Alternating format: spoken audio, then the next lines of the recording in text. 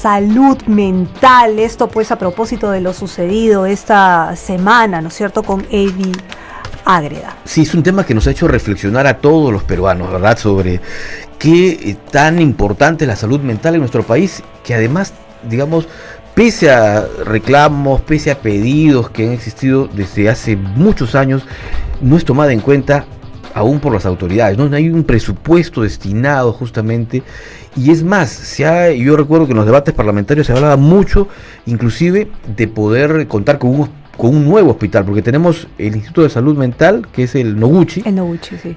Y el Hospital Arco Herrera, que son solo los dos únicos, y el Valdizán, ¿no? Pero se habla también de digamos, de un déficit de profesionales en la salud mental, ¿no? Así es. Vamos a hablar con un especialista, luego se va a sumar también otra. Está el doctor Francisco Bravo Alba, que es vicepresidente de la Asociación Psiquiátrica Peruana. Luego llegará en instantes. Ya está con nosotros. Ya llegó. La precisión estaba. Antes que nada, doctor Francisco Bravo, buenos días. Buenos días, encantado mucho. La doctora Giovanni Rivera, que es médico psiquiatra y directora administrativa del Hospital Víctor Larco Herrera. Doctora, muy buenos días también. Muy buenos días también. Bueno, empecemos con el doctor Bravo, mientras la doctora Rivera está un poquito de aire. Está agitada. Ha llegado agitada. ¿Qué tan preocupante es la salud mental en nuestro país? ¿Qué, digamos, de cada 10 peruanos, cuántos registran algún tipo de alteración mental, doctor Bravo? Los datos estadísticos referentes a la situación de la salud mental, posiblemente de los 10, algún momento, 7 deberían haber tenido algún problema de alguna situación de orden emocional. Y de esos 7, posiblemente algunos necesitarían atención con otros niveles de mayor profundidad, y que la salud mental está presente en todas las actividades de la vida diaria del ser humano. No voy a pedir que se acerque un poquito al micrófono, ahí está, para que lo puedan escuchar todos. Un elemento, por ejemplo, hay muchos factores que pueden influir en este nivel, lo que por ejemplo en la actualidad estamos viviendo la situación del tránsito en Lima, y de alguna manera la misma congestión ya es un estresor que altera a muchas personas y no necesariamente llega a ser un trastorno mayor, sino que sus niveles de rendimiento laboral se va afectando por la misma situación de estrés. Ustedes verán cuántas horas se pierde en el viaje, son 4 horas. Son horas hombre, y eso es un elemento que afecta de alguna manera el estado emocional de las personas cuando llegan a su trabajo o llegan a su casa. Entonces, la salud mental está presente incluso desde el primer momento que el ser humano es concebido. Una de las preguntas claves que nosotros preguntamos, ¿fue un embarazo deseado o no deseado? Desde ese punto de partida, para ver su vida emocional de esa persona en el futuro. Desde ahí empieza la vida, porque por ejemplo, si es un embarazo deseado, posiblemente ese futuro ser humano va a contar con el apoyo de la madre y del padre. Pero si no fuese así, esa pobre chica, incluso en la actualidad tenemos un grave problema. Muchas madres son adolescentes. Y por ejemplo, yo la vez pasada estuve en un hospital Carrión, de 10 puérperas, 9 eran adolescentes. Entonces, eso es un elemento crítico que de alguna manera se ve en el futuro de la persona. En base a eso, alguna vez yo leí, y eso es para los dos, vamos a abrir el diálogo, digámoslo así. Hacerlo abierto. Como el programa. Alguna vez leí que todas las personas, tenemos nuestro lado, no enfermo por decirlo así, pero que tenemos pues nuestro lado bueno, malo, violento, tranquilo, pero que todo depende cómo lo manejemos, ¿no? Como personas, pero también sé que para manejarlo debemos tener ciertas herramientas, ¿no? Ciertas experiencias para manejarlo. ¿Qué pasa con el peruano promedio que no puede manejar precisamente su estrés, sus emociones, sus frustraciones, que llegamos a extremos como para matar y quemar gente, ¿no? Quemar a la otra persona? ¿Qué pasa con el peruano promedio que no puede manejar sus emociones? Bueno, yo creo que la intervención debe ser temprana. Y efectivamente, como tú lo dices, todas las personas tenemos, como dicen algunos, un lobo malo y un lobo bueno. ¿Qué hacemos para que aflore el lobo bueno? Alimentarlo. Se alimenta, como bien dijo el doctor, desde el vientre. Hay situaciones infaustas en las que la madre no desea al bebé porque las circunstancias en las que quedó embarazada no fueron las apropiadas, ¿no? Sin embargo, eso no implica necesariamente que un niño que fue producto de una situación no deseada esté condenado, eso tampoco. Siempre hablamos de la... Pero sí existe el riesgo, doctora. Por supuesto. Y es alto. Por supuesto existe el riesgo. Existe el riesgo desde el punto de vista social que habló el doctor, porque si el entorno no recibe al niño con afecto, si la madre no lo cobija en su vientre con afecto, Claro. entonces el feto crece así y va percibiendo así. Sin embargo, tiene la oportunidad de llegar a un hogar, ya sea el de la madre o un adoptivo, que le brinde las herramientas de las que hablaba antes, necesarias para desarrollarse adecuadamente. Digamos que en la infancia no puede. En la adolescencia todavía puede ocurrir algo que lo enrumbe. Ya, en la adolescencia tampoco pudo. En la edad, en la juventud, todavía puede. Entonces no somos seres humanos que están marcados para la desgracia. Eso es un poco la idea que tenemos que arrancarnos. La idea de la salud mental es que se puede siempre recanalizar. Ahora se habla mucho del término resiliencia. Y la resiliencia se siembra durante todo lo largo de nuestra vida. O sea, no es que si tuve una infancia difícil, necesariamente voy a acabar o deprimido, o no sé, o delincuente, o asesino. Cuando son niños, la responsabilidad es del adulto que está cerca. Pero cuando yo soy adulta y siento que algo en mí no está bien, es mi responsabilidad buscar ayuda, ver cómo recanalizo. Si yo veo que soy intolerante, por ejemplo en el tráfico, y no manejo el estrés, hoy venía y resulta que están arreglando la vía expresa, así que había un embotellamiento mortal. Están haciendo una nueva salida. Sí, se reduce a 2 carriles, lo que reduce una serie de minutos de eso. Pero, ¿qué pasa si me bajo del carro y me pongo a gritarle al otro? Tengo una dificultad de control de impulsos, que evidentemente se va a notar, no solo en el tráfico, en mi casa, en el trabajo, en la bodega, en el supermercado. Entonces, ¿qué puedo hacer? Buscar ayuda, porque existen mecanismos a través de los cuales yo puedo aprender a manejar mejor mis emociones y, por tanto, mejor mis respuestas. Eso ya es mi responsabilidad. Pero doctor, ¿qué pasa si la persona no se da cuenta que necesita ayuda? Porque, no, pues no, yo estoy bien, dice. Claro, por eso es que de alguna manera la persona no se da cuenta, hay necesidad que los que están a su alrededor perfectamente vayan notando algunos matices de comportamiento que no son los más adecuados. Por eso es que nos interesa la detención primaria, digamos, previa de una persona que está adoleciendo algunas dificultades, porque en la persona tenemos varios eventos en la vida, y eventos positivos y eventos negativos. Vemos cómo esos eventos positivos me van consolidando, fortaleciendo mi personalidad, y los eventos negativos cómo van debilitando. Por eso que un sector sumamente importante es la familia. La familia es el ente que está perfectamente dándose cuenta de lo que ocurre a un miembro de la familia. Pero a veces también hay problemas en las familias, que hay dificultades, entonces son familias disfuncionales que a veces hay una serie de situaciones críticas que no permiten realmente darse cuenta de muchos problemas de las propias familias, de los propios padres, y que repercuten directamente en los hijos. Otro nivel es que por eso la salud mental se ve de aspecto longitudinal, como mencionaba la autora, todas las etapas de la vida de la persona hasta que sea de tercera edad, porque tiene la salud mental del niño, salud mental del adolescente, del adulto y del adulto mayor, pero también forma transversal. En cada momento de nuestra vida tenemos ciertas circunstancias que van afectando mis aspectos de mi vida y mi quehacer, lo que estoy realizando. Entonces también hay necesidad de ver en forma transversal lo que ocurre en cada evento. Y ahí perfectamente, en los ámbitos que uno tiene, pues el nivel de comportamiento, cómo se da. Un nivel del ámbito es el ámbito familiar, el ámbito académico, el ámbito laboral. Entonces uno se da cuenta qué ocurre con esa persona. Y lo importante es que todos tenemos que conocer de salud mental, no solamente los especialistas, porque a veces se piensa que de esto debe ser psiquiatras, los psicólogos. No, la salud mental es tarea de todos debemos conocer, y la población nuestra no tiene conocimientos en ese nivel. Por eso que es importante estos programas, para que vean cuál es lo importante de la salud mental. Pero hay una característica que yo escucho hablar mucho en la gente, y sobre todo en los más jóvenes, y lo escucho hasta en los micros, ¿ah? ¿Qué pasó? Se conversan los jóvenes y dicen, estoy depre. Veo en los twitters, hoy amanecí depre. A veces mis hijos conversan con sus amigos, oye, ¿qué pasó? O mis hijos me dicen, hoy amanecí un poco depre. O sea, depresión. Y hablar de depresión es casi normal. se confunde, no sé, la depresión es desánimo, porque muchos confunden, puede que sea o estoy con flojera y lo toman como depre, ¿no? Pero en realidad la depresión es mucho más dura. La depresión en muchos casos es gente que no se levanta, que duerme todo el día, que no sale de su casa, días de días. En algún momento nos ha tocado enfrentar momentos difíciles, ¿no? Perdemos un ser querido, nos quedamos sin trabajo, y digamos, pero tenemos que aplicar la resiliencia.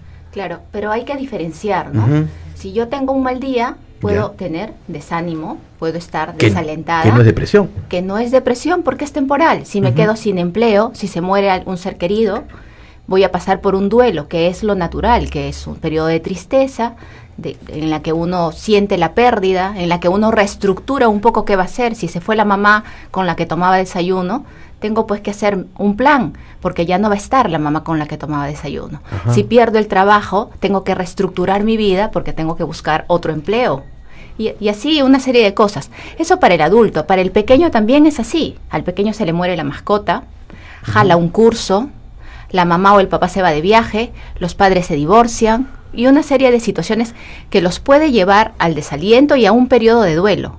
La depresión es cuando nos pasamos de lo esperado. Así es. O sea, claro, hemos cotidianizado los términos, ¿no? Claro. Decimos depre o noico, también se usa, ¿no? Estás noico cuando digo me están mirando, o de repente se fijó en mí. O también el estrés, ¿no? Todos dicen sí, estoy estresado. O el término sumamente manoseado del bullying. Ajá, no, me está bulleando, me hace bullying. En cualquier escenario, cuando el bullying tiene características específicas que corresponden a la etapa escolar. Porque cuando hay acoso en adultos, en el trabajo, tiene otro nombre. ¿Cómo ayudar a alguien que enfrenta un periodo de depresión, que probablemente se haga cada vez más frecuente, ¿no? Porque la depresión me parece que si no se trata a tiempo, se repite, ¿no? Se repite con más frecuencia en una persona. Así es. Sí, doctora. Sí. Para la depresión existen factores, como se han mencionado N veces. La situación social, la familiar, y la carga genética, que no deja de ser importante. ¿No? O sea, es hereditario. Ahora, hereditario no, genético. Lo que se hereda es la vulnerabilidad. Yo tengo de repente mayor carga genética que el doctor para desencadenar una depresión, ¿no? Y un estresor como la pérdida del trabajo podría conllevarme a desencadenarlo. La ayuda, claro. De repente el doctor pierde el trabajo al mismo tiempo que yo, él ganaba más que yo y él no se deprime. La carga genética es el sustrato sobre el cual se asientan las situaciones familiares. Pero ¿qué pasaría? Correcto. El doctor tiene una carga chiquitita para hacer depresión, pero pierde la familia, pierde el trabajo y una serie de acontecimientos, no tiene soporte familiar, la probabilidad de que se deprime es mayor. Yo, teniendo una carga mayor, tengo una vida armoniosa, un trabajo fabuloso, un entorno social receptivo. Mi resiliencia ha sido alimentada a lo largo de mi vida. Probablemente, a pesar de mi carga, yo me deprima menos o no me deprima como el doctor. O sea, son muchos factores los que nos llevan a desencadenar una patología de índole psiquiátrico. ¿Qué hacer con las personas? Primero, quitarnos el mito de que al psicólogo va el que está mal de la cabeza. El loco. Y el loco va al psiquiatra. El loco va al psiquiatra. O sea, yo he tenido pacientes que llamaban durante la consulta y el paciente decía, un ratito, estoy con mi loquera. Es un término que se emplea, ¿no? Y buscar atención en salud mental no habla más que de la propia salud. Porque ¿quién si no busca ayuda que aquel que tiene conciencia que necesita ayuda? Hay que estar bien cuerdo para buscar ayuda, ¿no? Hay que estar bien cuerdo para decir, hay algo que no estoy manejando bien y que puede mejorar, porque eso conlleva evidentemente a una relación interpersonal más saludable. Ya no hablemos del mundo siquiera, sino de los seres cercanos, a los que más amamos, porque cuando las personas se deprimen, además de los síntomas que todo el mundo conoce, que se aíslan, uno de los síntomas también es la irritabilidad. Entonces empiezan a tratar mal a los que más quieren. ¿Por qué, doctor? ¿Por qué herimos para generalizar, por qué herimos a los que más queremos? ¿Por qué esta obsesión de herir a los que más queremos? ¿Por qué este señor Hualpa agarra y dice, si no eres mía, no eres de nadie, yo te quiero y te quemo? Claro, y que los factores de la salud mental, hay varios, que la LONDE es un epidemiólogo canadiense que establece claramente. La autora mencionó el aspecto biológico, lo que significa la carga genética, todas las condiciones cuando una persona nace, que es importantísimo. Después tenemos las condiciones socioeconómicas donde se desarrolla ese futuro ser, los estilos de vida saludables que pueda tener y finalmente los sistemas de atención. Cuando estos 4 factores actúan, vemos las consecuencias que se pueden ir dando. En el caso de este señor, posiblemente tuvo muchos factores cuando en su ambiente familiar, que no le permitieron, por ejemplo, ser tolerante a las frustraciones. Y también dentro de ese marco también tenemos la cultura pues eminentemente machista, ¿no? Va más allá de la salud mental. Claro, ¿no? que va más allá, es otro aspecto. Por eso esas son las condiciones socioeconómicas que a un momento tienen que cambiar. El patriarcado busca que realmente que tiene el poder es el hombre quien decide todo. Y la mujer sería práctica de su propiedad, lo cosifica y piensa que él debe decidir sobre sus situaciones. Y tiene indolencia, hay un control y respeto a los sentimientos de otra persona. Prácticamente él impone sus criterios, es egocéntrico, quiere que sus apetitos que tiene se debe llevar adelante y lo debe imponer. Esas situaciones hace que llegue a este estado, ¿no?, de cosas que en algún momento, propio de su personalidad, llega a vulnerar los derechos de otra persona. Y propio de esta personalidad es que al inicio, cuando es detenido, doctor, ese señor niega todo. Es más, dice que presenta quemaduras y dice, no, me quemé con agua hervida. Pero al día siguiente cambia totalmente la versión y dice que sí, acepta su responsabilidad. Y ayer en la televisión lo hemos visto en plena audiencia diciendo que eso es lo que me merezco, 9 meses de prisión, me merezco más todavía. O sea, ¿por qué estos rasgos tan cambiantes de un día a otro? ¿O es parte de la característica? Es prácticamente su característica, su personalidad, que tiene uno de los aspectos manifestar cierta manipulación, de ver algún argumento lo que le permita evadir el proceso de la justicia, pero cuando ya las pruebas son contundentes le queda la aceptación y tratar en lo posible de creer que realmente él no quería hacer eso. Por los rasgos, esta persona, ¿cómo podría ser diagnosticada? Al parecer, lo que los colegas que están haciendo son los que realmente evalúan en mayor detenimiento. Pero un poco con su experiencia. Claro, pensamos que es una psicopatía, un psicópata primario que de una manera... Primario. Sí. Por tanto, considerado inimputable. No, al contrario. Él ha planificado todo eso. Él manifiesta todo estaba eso. Preocupado, sí, porque no. Esa era la teoría, ¿no, Carla? Claro, Él hacerse loco. Claro, o sea, es una forma de evadir la justicia. La psicopatía no es locura. No es locura, claro. Claro, pero él que de repente con todo su argumento buscaba eso, ¿no? Ahora, ese es el problema, que hablamos de salud mental, pero solamente ponerlo como salud mental lo que hace es darle elementos a los agresores para que tengan una defensa o una mejor defensa, cuando en realidad este sujeto, en este caso específico, ha sido premeditado. Él ha llevado la gasolina, o sea, el combustible, la ha prendido, la ha seguido, ha estado con el teléfono, ha visto dónde está, ha ido y la ha quemado. Eso es premeditación, por más disculpas que pida ahora. Claro. ¿Cómo hacer? ¿Cómo manejar el tema entre salud mental, un diagnóstico y la justicia? Es que el tema de inimputabilidad es específico. Que lo usemos igual que los términos mencionados anteriormente, depresión, estrés, de manera arbitraria, no significa que sea correcto. Inimputable es aquel que durante el acto no tiene conciencia ni es capaz de diferenciar lo bueno de lo malo. Ese es el verdadero inimputable. Yo podría tener una esquizofrenia y matar a mi madre y tener la voluntad de hacerlo. La esquizofrenia no me hace inimputable. No, el diagnóstico psiquiátrico no nos hace inimputables.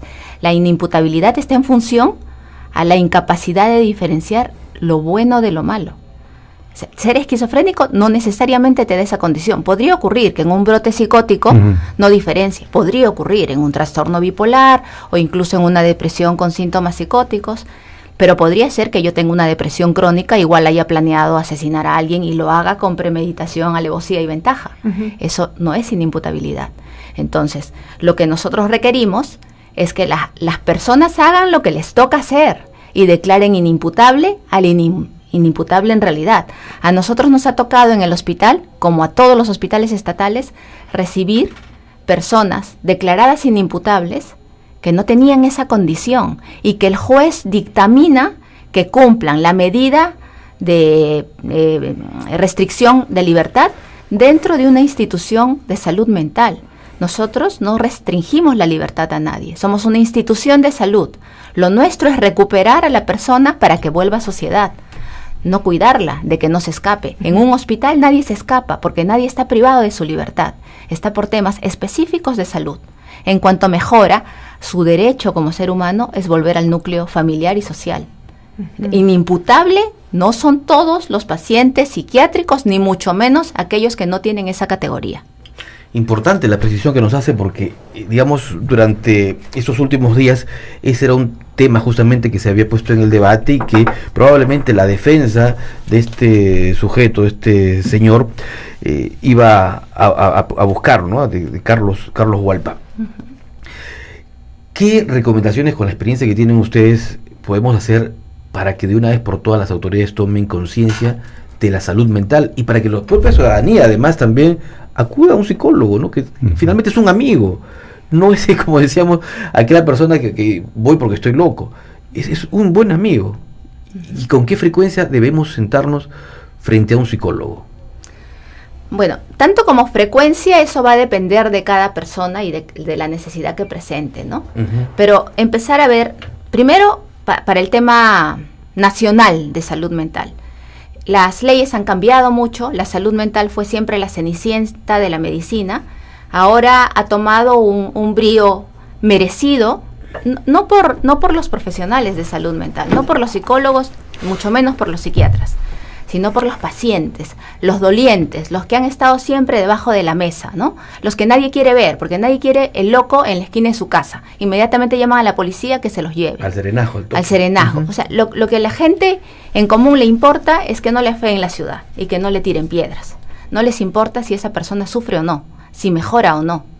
La indolencia es lo que tiene que cambiar. Tiene usted toda la razón. Entonces, siempre hablamos de que se encargue el Estado. Y se nos olvida que el Estado somos todos. Efectivamente. La misma desgracia en salud mental acusa a las mujeres y a los niños víctimas de violencia permanentemente. Nosotros nos horrorizamos, pero hasta ahí llega nuestra participación, cuando todos podemos hacer siempre más. Creo que nos golpee tanto la violencia en estos días es la oportunidad de despertar. Es la oportunidad de que cada quien haga el rol que le corresponde, desde donde nos toque.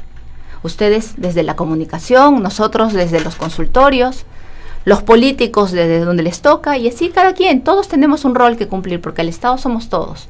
Y esto es tarea, como lo dijo el doctor, de todos. ¿Por qué ir al psicólogo o al psiquiatra? Porque queremos ser mejores, porque hay cosas siempre que podemos mejorar.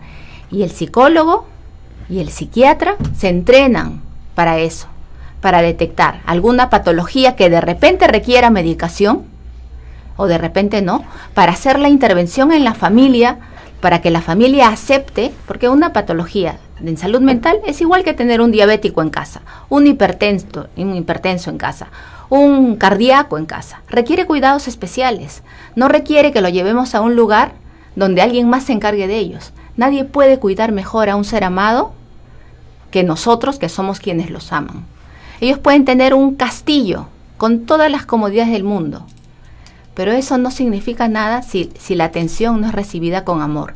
Y estoy convencida de que los que estamos sentados aquí en la mesa sabemos perfectamente que no es lo mismo el desayuno que nos sirvió la madre de niños que el desayuno que uno recibe en el mejor restaurante ahora.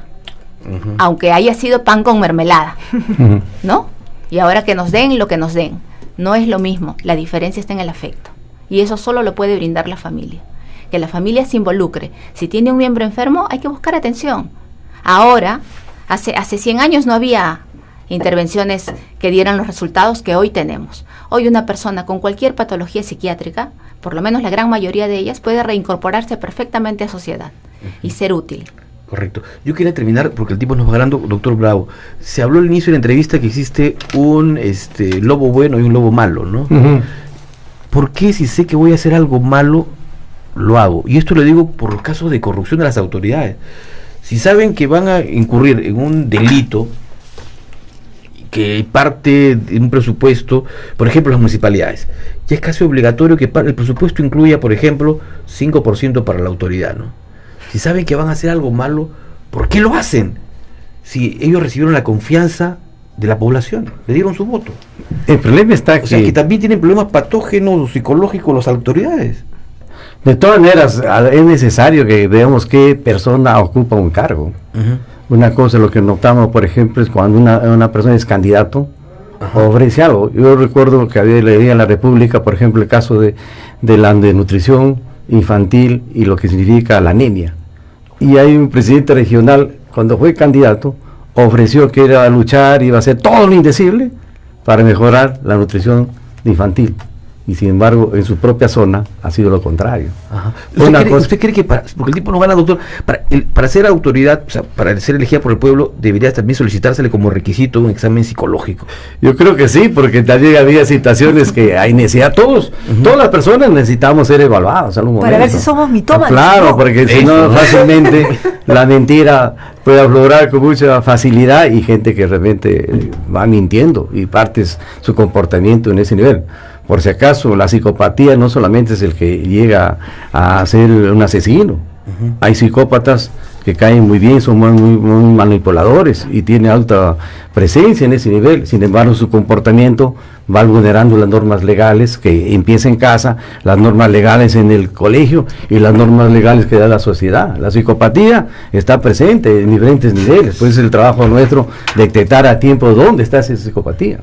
Correcto. En eso no vamos a decir que todas las autoridades son psicópatas, no. Habría que ir distinguiendo en ese nivel. Yo quería terminar finalmente enlazando con lo que le decía la autora. La Asociación Psiquiátrica Peruana, tan igual que todos los psiquiatras que agrupa, estamos muy preocupados con lo que está ocurriendo en la salud mental, que es muy amplio. La salud mental es muy amplio, está estilos de vida saludable, están los componentes psicosociales, la violencia de las pandillas, etcétera. Y lo que ya nos toca a nosotros en el campo eminentemente de la psiquiatría son los trastornos mentales. Pero la salud mental es bien amplia, entonces nosotros vemos que hay diferentes niveles. Por ejemplo, uno de los aspectos políticos, la salud mental no ha estado en la agenda nacional, ahora reclamamos que esté en la agenda nacional.